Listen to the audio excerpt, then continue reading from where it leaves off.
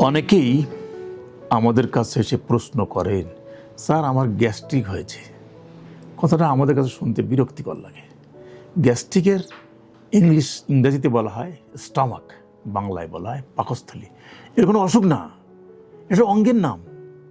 পরিপ্রতনের একটি গুরুত্বপূর্ণ অঙ্গ হচ্ছে পাকস্থলী বা স্টমাক বা গ্যাস্ট্রিক অর্গানের নাম। সুতরাং বিভ্রান্তিতে ছড়ালে হবে না।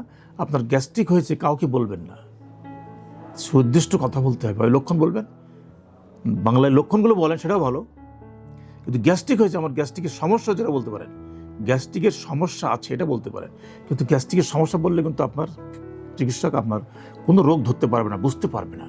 গ্যাস্ট্রিকের সমস্যা অনেকগুলো, যেমন খাওয়ায় অরুচি, পেট দম দেয়, বুক জ্বালা করে, বুকের মধ্যে খাবার বসে থাকে, মুখ তিতো হয়, ডায়রিয়া হয়, কষা পায়খানা হয়, অল্প খেলেই পেট ভরে আসে। এতগুলো মিলে হচ্ছে আপনার গ্যাস্ট্রিকের সমস্যা। এই গ্যাস্ট্রিকের সমস্যা বা পাকস্থলীর সমস্যা বা স্টমাকের সমস্যা, প্রবলেমগুলো নিয়ে আপনাকে ভাবতে হবে। এই কারণে কোন সমস্যাটা আপনার বেশি আক্রান্ত সেটাই ডাক্তারকে বলতে হবে। আপনি যদি বলেন আমার গ্যাস্ট্রিকের সমস্যা, ইনকমপ্লিট প্রশ্ন, ইনকমপ্লিট টক, ইনকমপ্লিট ভাষ্য। ডাক্তার কিছুই বুঝতে পারবে না, আবার ফিজিশিয়ান কিছু অনুমানও করতে পারবে না। গ্যাস্ট্রিকের সমস্যা সুনির্দিষ্ট অভিযোগ আপনি বলার পরে তখন উনি আপনাকে পাল্টা প্রশ্ন করতে পারেন যে আপনার পেটে ব্যথা হয়, কতদিন থেকে হয়, কতক্ষণ থাকে, কতদিন থেকে ভুগছেন, কতক্ষণ থাকে, কয়দিন পর পর হয়, কতবার হাসপাতালে ভর্তি হয়েছেন। এর সঙ্গে সঙ্গে আপনার বমি হয়েছে কিনা, এর সঙ্গে বলবে যে আপনার বুক জ্বলে কিনা, মুক্তিতে হয় কিনা, বুক জ্বলে কিনা, মুক্তিতে হয় কিনা, বুকের মধ্যে মনে হয় খাবারটা পোটলা বেঁধে বসে আছে। এগুলো তখন আপনাকে পর্যায়ক্রমে ডাক্তার জিজ্ঞাসা করবে, অথবা আপনি বলবেন। সেগুলোই হচ্ছে গ্যাস্ট্রিকের সমস্যা।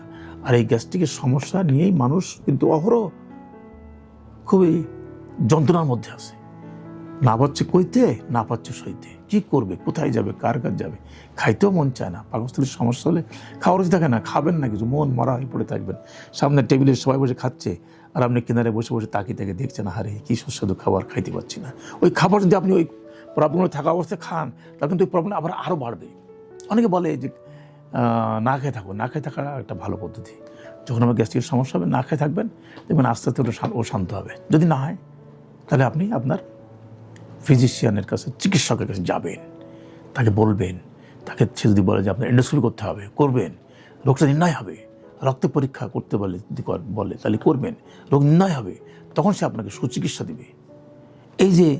এই যে সমস্যাগুলো, এগুলোকে, অসুখগুলোকে আমরা বিভিন্ন নামে নামকরণ করে থাকি। যেমন অনেকে বলি, অনেক সময় আমরা বলি acute gastritis, chronic gastritis, acute inflammatory condition স্টমাকের, মানে সদ্য আপনার পাকস্থলীতে প্রদাহ তৈরি হয়েছে। ক্রনিক গ্যাস্ট্রাইটিস মানে দীর্ঘদিন ধরে পাকস্থলীতে প্রদাহ তৈরি হয়ে আছে। ইরোশন, অনেক সময় বলে ইরোসিভ ডিওডেনাইটিস, ইরোসিভ গ্যাস্ট্রাইটিস, এগুলো বলে। এগুলো ডায়াগনোসিস।